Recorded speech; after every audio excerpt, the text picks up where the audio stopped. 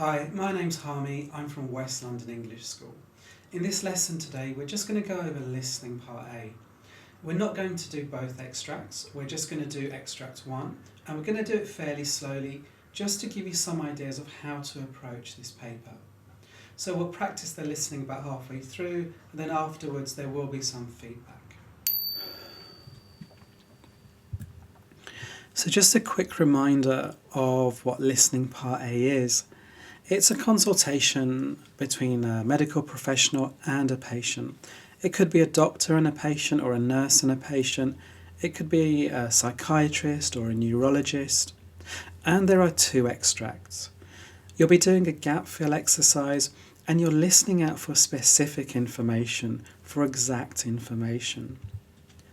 This is what you'll see on test day, something like this.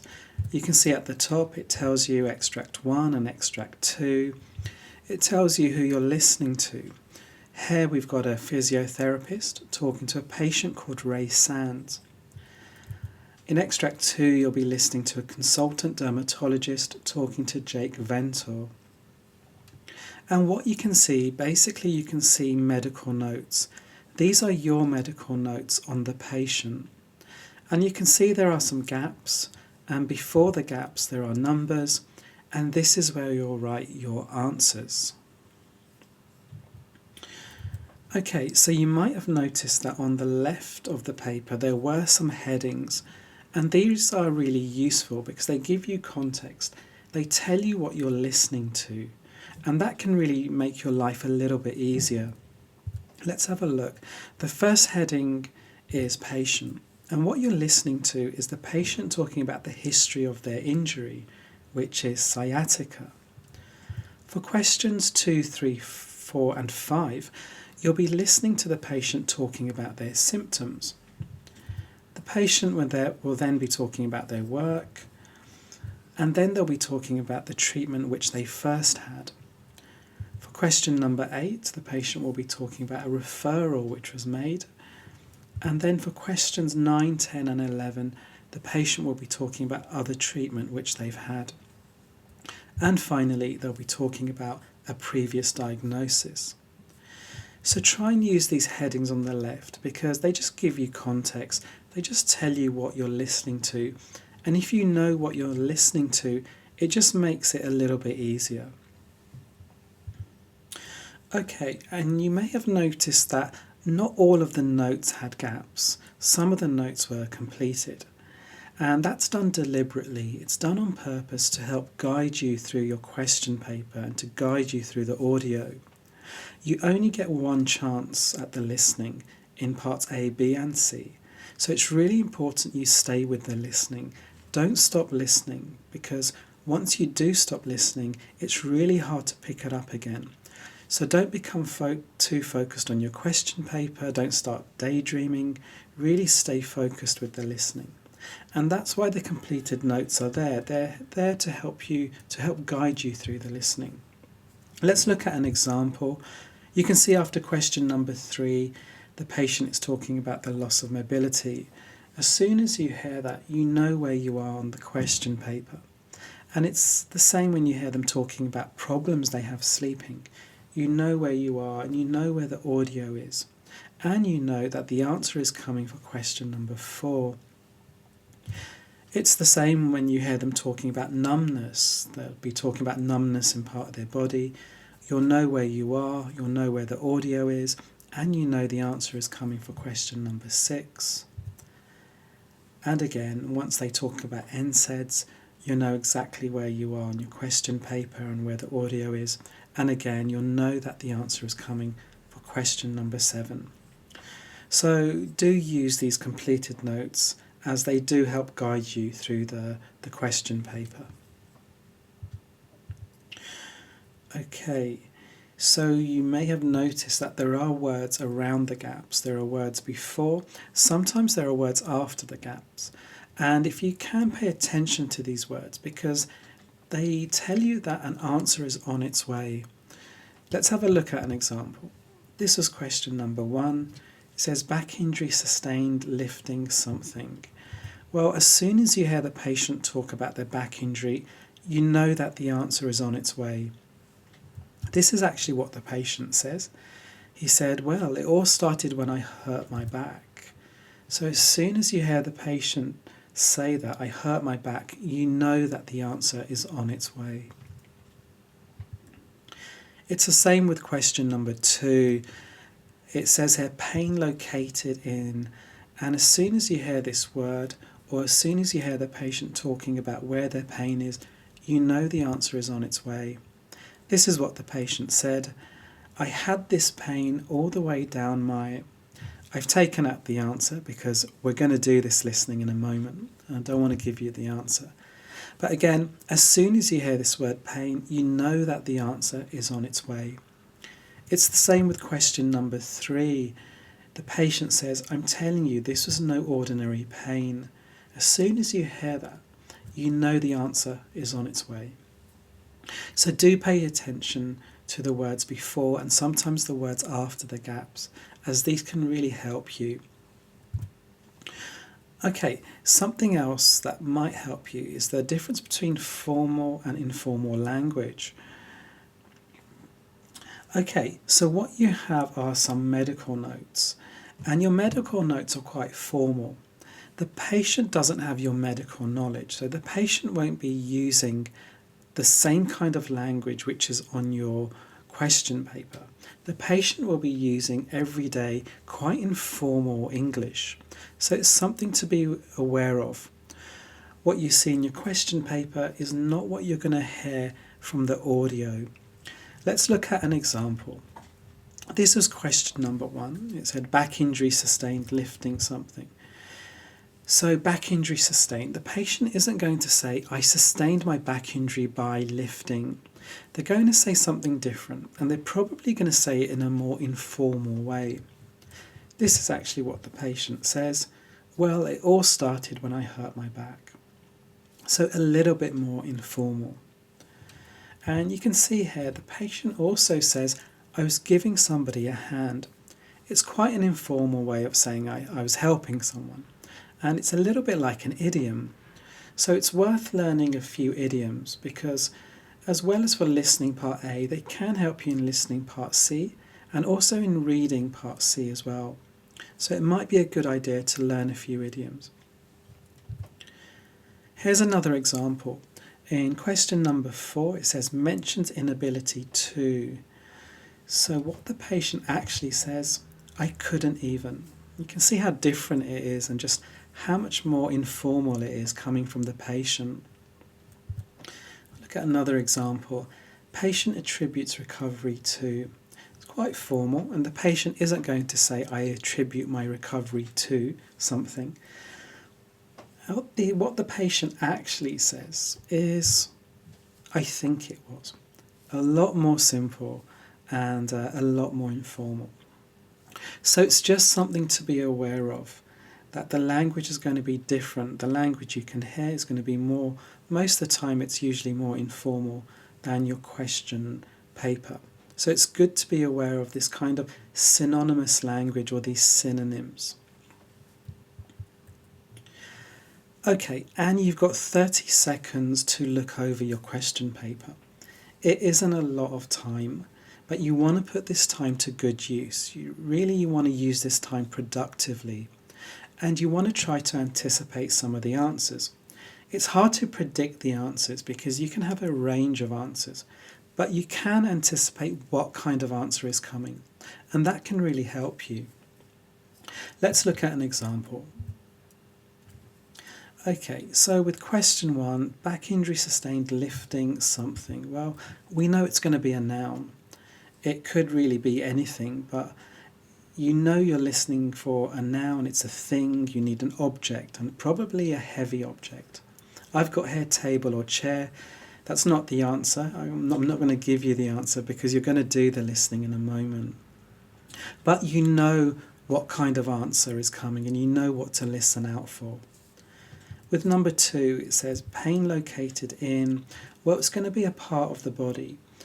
And if you know about sciatica, that might help you. But basically, that's what you're listening out for. You're listening out for a body part. With number 3, pain described as, you're listening out for an adjective. You need an adjective which collocates with pain. And it's probably worth learning a few collocations with pain, as it might help you in listening part A. Okay, with number 4, it says mentions inability to. Again, it's quite difficult here because you could have lots of different answers, but if you think about the grammar, normally after to you get the infinitive. So you know it's going to be a verb. It could be any verb really, but again, it just helps you because you know what kind of answer to listen out for. You're listening out for a verb. With number 5, you're listening out for an adjective, which collocates with sensation. And again, it's probably worth learning a few collocations with sensation. It might help you with listening part A.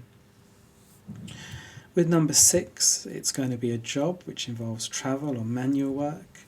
I've got here driver. Again, it could really be anything, but again, just helps you to know what kind of answer to listen to. With number 7, the heading is treatment, so that's what it's going to be. It's going to be a treatment, and it's going to be a noun as well. I've got ointment or cream, but really it could really be a range of answers. But it might help you to know that the answer is going to be a noun, it's going to be a treatment. With number 8, the heading was a referral, so it's going to be a type of specialist. I've got a physiotherapist. Question number 9, there's nothing before or after the gap really to help you, but remember the headings on the left, and this is about treatment, so the answer is going to be a treatment. It's going to be a noun and it's going to be a treatment. With question number 10, again you can see from the grammar it's going to be a noun, and again it's going to be a treatment as well. Question number 11, also it's a noun. Could be a range of different answers. I put rest, swimming, or diet. And finally, question number 12, it's quite hard to anticipate this one. It says previous diagnosis, so it's going to be a noun. It's going to be related to sciatica. Okay, so it can kind of help you to anticipate these answers. We did that in a couple of minutes. You've only got 30 seconds.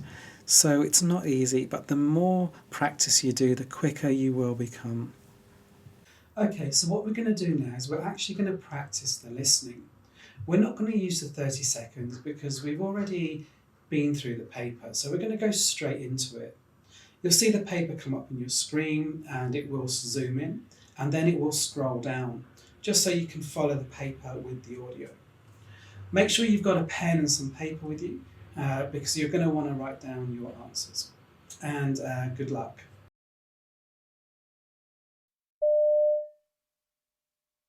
Come in. It's Mr. Sands, isn't it? That's right, Ray Sands. Now, I think you've been referred to me because you're suffering from sciatica. That's right. Not for the first time, actually. OK. Well, I've got some notes here, but perhaps you can tell me in your own words about any previous bouts of sciatica you've had, what treatment you had, what worked for you, anything else you can remember. Righto. Well, it all started when I hurt my back, about 18 months ago now. OK. I was giving somebody a hand with a heavy suitcase and I felt it go, just like that. Anyway, I slowly got over that, despite occasional flare-ups, and then, out the blue, about a year ago, sciatica developed. And it was 6 months till that finally cleared up altogether. Now it's come back in the last month or so, I'd say. I see. And your GP said it was sciatica? Yeah, I had this pain all the way down my right leg, and she said the real problem was in my back because the sciatic nerve was getting trapped. Right. I mean, I'm telling you, this was no ordinary pain. It was really intense. I mean, to the extent that I couldn't stand for very long, couldn't walk hardly any distance, I couldn't sleep. Oh. I mean, the most frustrating bit for me was that I couldn't even turn over in bed. It just hurt so much. I just couldn't get comfortable. Do you know what I mean? Sometimes I'd have, a sort of tingling feeling in my calves as well. Right. But then at other times, my whole leg just felt a bit numb, really. It was weird. And of course, I couldn't go to work. I'm an events organiser, so I travel about a lot. I'm setting things up for conferences, lugging stuff around, And so there was no way I could manage any of that, the state I was in. OK, so how was this treated? Well, in the first instance, I was given painkillers, obviously. Ibuprofen, as far as I can remember. Right. And I was told to put compression packs on the affected area. I mean, that did ease the pain a little, but I was still housebound, practically speaking. OK. Then the GP sent me to see an osteopath, and I got some treatment there, but it didn't seem to make much difference. Right. So I was referred to a sports injury specialist, of all things. And he did a number of things that did seem to ease things a little, like working on my spine and lower legs. Mm-hmm. Oh, and he gave me a set of exercises to do at home. I see. Any other treatment? Oh, yeah, I almost forgot. There was this course of injections, and I went for various other therapies, like ultrasound, and another one where they use like electrical impulses. Mm-hmm. I can't remember exactly what it's called. OK. At one point, I even considered acupuncture, but by then, the other things were beginning to take effect, and the symptoms were subsiding, so I gave it a miss. Mm-hmm. So, which of these various treatments do you feel was most effective? What made the difference? Well, I couldn't say for certain because it all went on for 4 months without much improvement, really. Then it wasn't until suddenly in the 5th month things changed quite dramatically. So to be honest with you, I think it was the combination of treatments gradually taking effect and coming together rather than one single thing making the difference. OK. And did anyone ever talk to you about what might be causing the problem? Well, I think everyone assumed that a slipped disc was behind it all, but Right. was never actually confirmed as that. I mean, I know there is this other condition where you get a lot of pain in the buttocks, but that wasn't my experience. OK.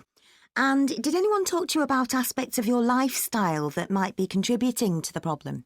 Well, I remember actually there was... OK, so let's look at the answers. With question number 1, we kind of looked at this earlier. What the patient said, I was giving somebody a hand with a heavy suitcase, and that's what you wanted to write in the gap. You didn't need the word a, you could just write heavy suitcase, and that's fine. Question number 2, the patient said, I had this pain all the way down my right leg, and that's what you needed to write, right leg. Number 3, I'm telling you, this was no ordinary pain. It was really intense. And that was the adjective, intense. The patient then talked about loss of mobility. And what they said, I couldn't stand for very long. I could walk hardly any distance. Again, you can hear the difference in formality there. It's a lot more informal, the patient talk. Patient then said, I couldn't sleep. And as soon as you hear this, you know the answer is coming for number 4. And the patient said, I couldn't even turn over in bed. And that was the answer, turn over in bed. Your collocation with sensation with number 5, the patient says, sometimes I'd have a sort of tingling feeling in my calves. The answer is tingling. You can't write tingling feeling because feeling is a similar word to sensation.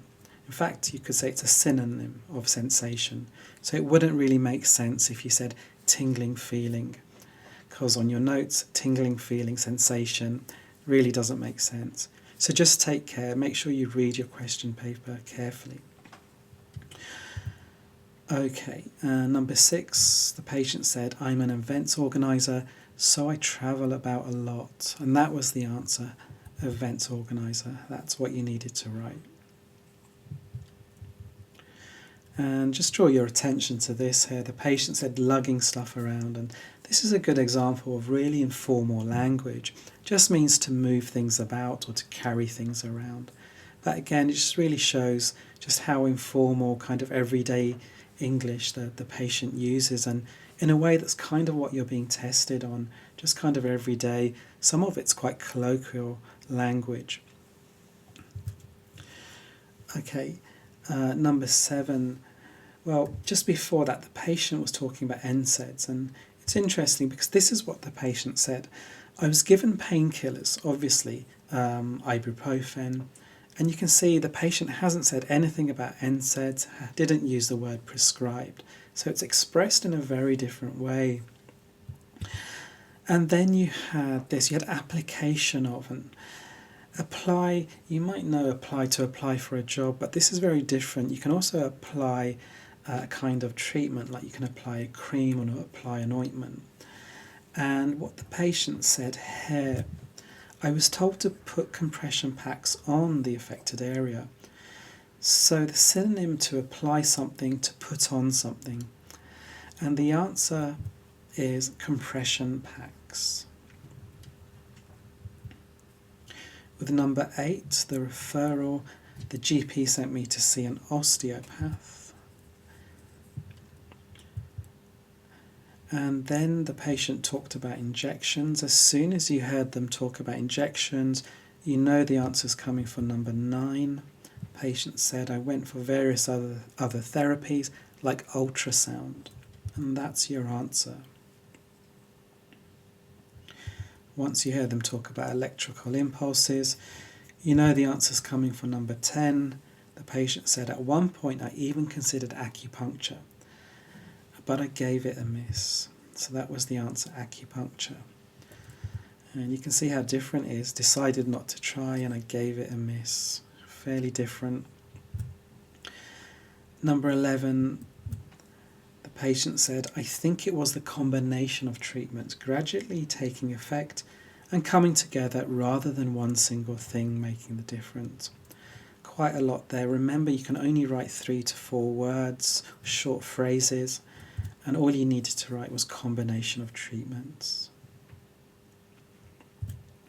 And finally, sciatica, probably related to, well, the patient said, I think everyone assumed that a slip disc was behind it all, but this was never actually confirmed. Okay, so just remind ourselves of some of the main points here. We'll just recap. And the first thing we said was to use the headings to help you. Remember, this tells you what you're listening to, and if you know what you're listening to, it just makes it a little bit easier. Use the completed notes as well. Remember, these guide you through the paper, and that's what they're there for. They've been put in deliberately to help you, to help guide you through. So use those notes to make sure you know where you are on the paper and where the audio is. Use the words around the gaps. Remember, before and after. And these words kind of indicate, they show you that the answer is on its way. And remember that the language on your question paper is going to be different from the language that you can hear on the audio. Normally the patient will be using more informal language. And finally, use those 30 seconds productively, put them to good use. Try to anticipate as many answers as you can. It's not a lot of time, but you will get faster the more you practice. Okay, I hope you found that useful. If you like the video, give us a thumbs up or please do subscribe. And if you're doing the OET exam and you're here in London, then please come in and see us and we'll be more than happy to have a chat with you. Or if you're watching this from somewhere around the world, check us out on wles.net. We've got a load of online courses which you might find useful. Or if you just want to chat, if you need some advice, then please just get in touch and we'll be more than happy to talk to you. Okay, well, all the best and thanks for watching.